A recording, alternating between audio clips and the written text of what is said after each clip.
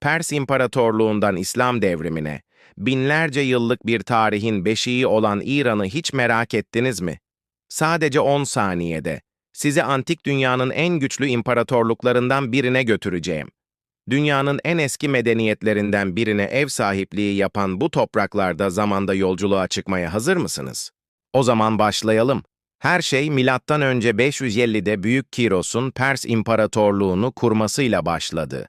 Başkent Persepolis o dönemde dünyanın merkeziydi. Bu imparatorluk adalet, hoşgörü ve o güne dek görülmemiş gelişmiş bir yönetim sistemiyle tarihe adını altın harflerle yazdırdı. Perslerin gücü antik dünyaya hükmediyordu.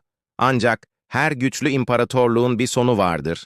Milattan önce 330'da genç bir komutan olan Büyük İskender, Pers diyarını fethederek bu süper güce son verdi.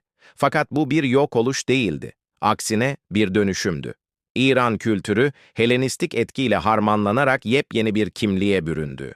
Yüzyıllar sonra, milattan sonra 224'te İran topraklarında yeni bir güç yükseldi. Sasani İmparatorluğu.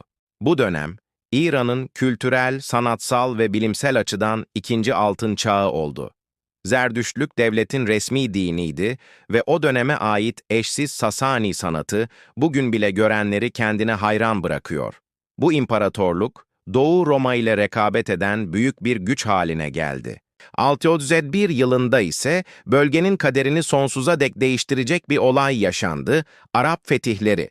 Bu fetihlerle birlikte İslamiyet, İran topraklarına girdi.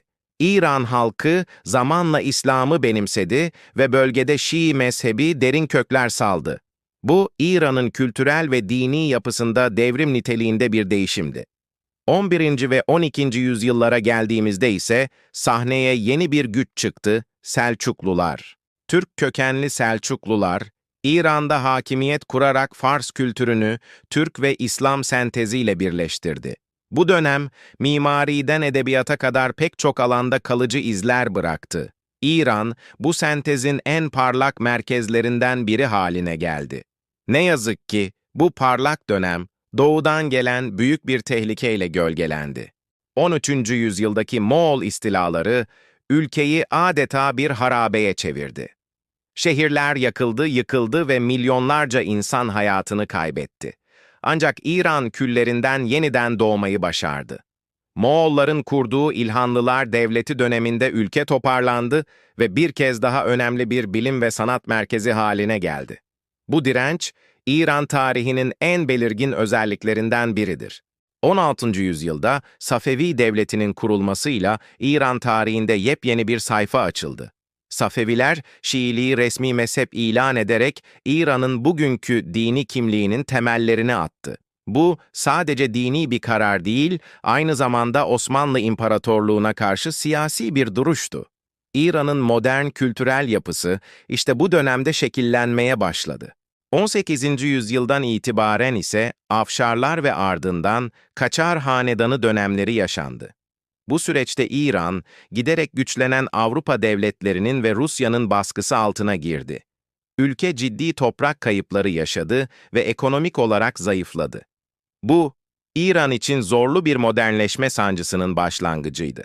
1925 yılında Rıza Şah Pehlevi, Kaçar Hanedanı'nı devirerek modern İran'ın temellerini attı. Batılılaşma, sanayileşme ve laikleşme politikalarıyla ülkenin çehresini tamamen değiştirmeyi hedefledi. Ancak bu hızlı değişim toplumun bazı kesimlerinde tepkiyle karşılandı. 1941'de İkinci Dünya Savaşı'nın gölgesinde oğlu Muhammed Rıza Pehlevi tahta geçti. Muhammed Rıza Pehlevi döneminde modernleşme hamleleri devam etse de artan gelir adaletsizliği, siyasi baskılar ve batıya olan bağımlılık halk arasındaki hoşnutsuzluğu giderek artırdı. Bu gerilim 1979'da dünya tarihini değiştiren olaylardan birine yol açtı. İran İslam Devrimi. Ayetullah Hümeyni'nin sürgünden dönüşüyle alevlenen devrim, Şah rejimini yıktı ve İran, teokratik bir İslam cumhuriyeti haline geldi. Bu, sadece İran için değil, tüm dünya için yeni bir dönemin başlangıcıydı. Devrimin hemen ardından 1980 yılında başlayan ve 8 yıl süren İran-Irak Savaşı, ülkeyi hem maddi hem de manevi olarak derinden sarstı. Milyonlarca insan yaşamını yitirdi, ekonomi adeta çöktü. Savaşın yaraları uzun yıllar boyunca sarılamadı. 2000'li yıllara gelindiğinde İran, bu kez nükleer programı nedeniyle uluslararası toplumun gündemine oturdu. Bu programa karşı uygulanan ağır uluslararası yaptırımlar, ülke ekonomisini büyük bir çıkmaza sürükledi ve halkın yaşam standartlarını olumsuz etkiledi. Son yıllarda ise İran, reform talepleri, ekonomik kriz ve özellikle kadın hakları etrafında şekillenen toplumsal protestolarla çalkalanıyor. Ülke, bir kez daha büyük değişimlerin ve dönüşümlerin eşiğinde duruyor. Binlerce yıllık köklü bir geçmişin mirasını sırtlayan İran, bugün modern dünyanın getirdiği zorluklarla mücadele ederek yoluna devam ediyor. Bu büyüleyici ülkenin hikayesi hala yazılmaya devam ediyor. İran'ın bu binlerce yıllık serüvenini beğendiyseniz, lütfen videomuzu beğenmeyi ve daha fazla tarihi içerik için kanalımıza abone olmayı unutmayın. Yorumlarda bir sonraki videoda hangi ülkenin tarihini görmek istediğinizi bize yazın.